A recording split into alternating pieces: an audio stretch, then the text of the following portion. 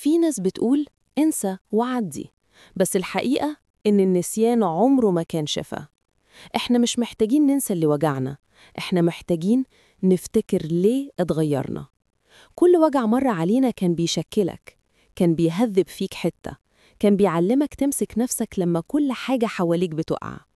ربنا ساعات بيسمح بالوجع مش عشان يكسرك، لكن عشان يفوقك من اللي كنت غافل عنه، يخليك تشوف قيمتك بعين تانية، وتشوف مين كان جنبك ومين لأ.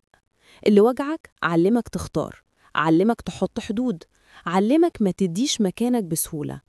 اللي وجعك خلاك تبطل تسامح على حساب نفسك، وخلاك تفهم إن الطيبة مش معناها ضعف. ما تحاولش تمسح الذكرى، خليك فاكرها كويس، بس من غير مرارة، من غير دمعة.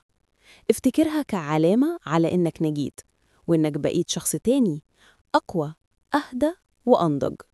كل مرة ربنا سمح بحاجة توجعك كان بيجهزك تبقى النسخة اللي مفروض تكونها. الدرس ده هو الجزء من الإطار الكامل للبروفة دي اللي بنشاركها مع بعض. يا رب تكونوا استمتعتوا. ما تنساش تعمل متابعة وتشترك في قناة عشان لسه عندنا كلام كتير. وشاركني إيه التجربة اللي وجعتك بس كانت السبب إنك تبقى قوي كده النهاردة.